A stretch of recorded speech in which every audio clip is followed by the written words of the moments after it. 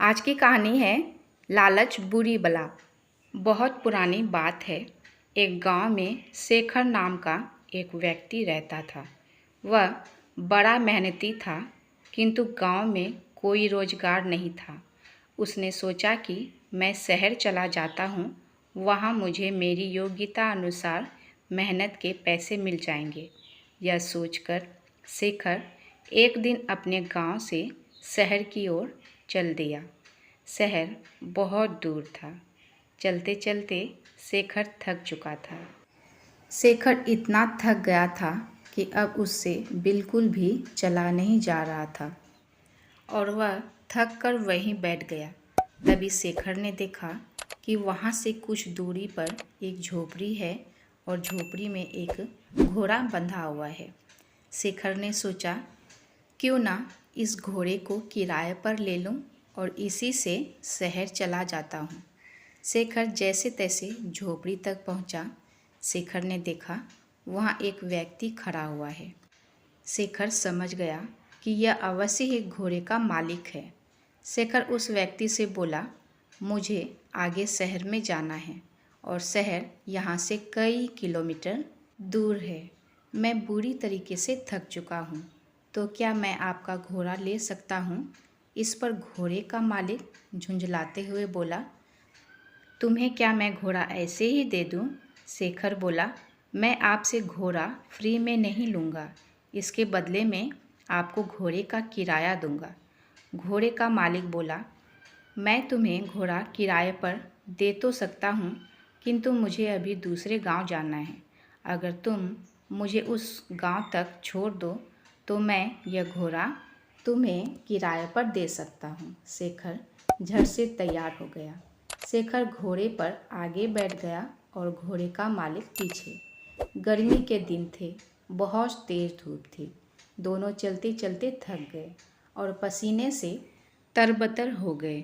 शेखर बोला, बहुत तेज गर्मी है और थकान भी बहुत हो रही है, कहीं थोड़ी देर आराम कर लिया जाए। दोनों ने इधर उधर देखा, किंतु कहीं भी कोई पेड़ नहीं दिखा। तभी शेखर घोड़े से उतरा और घोड़े के ही छांव में बैठ गया। शेखर थोड़ी देर ही घोड़े की छांव में आराम कर पाया था कि यह सब देखकर घोड़े का मालिक बुरी तरीके से जल गया। घोड़े का मालिक बोला, मैंने तुम्हें घोड़ा किराए पर दिया है, उसकी छाया किराए पर नहीं दी। तुम हटो यहाँ से, इस छाया पर मेरा अधिकार है और मैं यहाँ आराम करूँगा। यह सुनकर शेखर बोला, महानुभाव, आप यह कैसी बात कर रहे हैं? मैंने अगर घोड़ा किराए पर लिया है तो उसकी छाया पर भी मेरा ही अधिकार है। अगर आप चाहें तो आप भी इस छाया में मेरे साथ बैठकर आराम कर सकते हैं। लेकिन घोड़े का मालिक बड़ा जिद्दी था। वह बोला, नहीं नहीं, इस छाया पर सिर्फ और सिर्फ मेरा अधिकार है और मैं ही इसकी छांव में बैठूंगा। तुम हटो यहाँ से।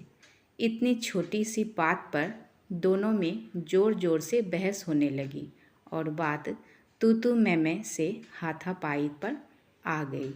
दोनों एक दूसरे से झगड़ने लगे और एक दूसरे पर लात घूंसे बरसाने लगे। सुनसान जंगल में उनके बीच बचाव करने वाला कोई नहीं था। दोनों की लड़ाई देखकर घोड़ा भड़क गया और वहाँ से भाग गया। थोड़ी देर बाद जब घोड़े के मालिक ने घोड़े को देखा तो वह कहीं दिखलाई नहीं दिया। यह देखकर घोड़े का मालिक बोला, अरे मेरा घोड़ा कहाँ चला गया? वह तो अभी नया है, उसने ठीक से घर भी नहीं देखा। पता नहीं वह कहाँ गया और अब मैं उसे कैसे ढूंढूं? तभी शेखर बोला, अच्छा हुआ, तुम जैसे लोगों के साथ ऐसा ही होना चाहिए। अभी तुम छाया के लिए परेशान हो रहे थे, अब घोड़े की काया के लिए परेशान होना। घोड़े के मालिक को अपनी गलती का एहसास हुआ और अपना माथा पीट कर हाय तौबा करते हुए बैठ गया और बोला, मेरे थोड़े से लालच से मेरा कितना बड़ा नुकसान हो गया। मुझे अपनी करनी का फल मिल गया। घोड़े की छाया के लोभ के कारण घोड़े से भी हाथ धो बैठा। शिक्षा। इस कहानी से हमें शिक्षा मिलती है कि लालच बुरी बला है और कभी कभी छोटे से लोभ के कारण बड़ा नुकसान उठाना पड़ सकता है।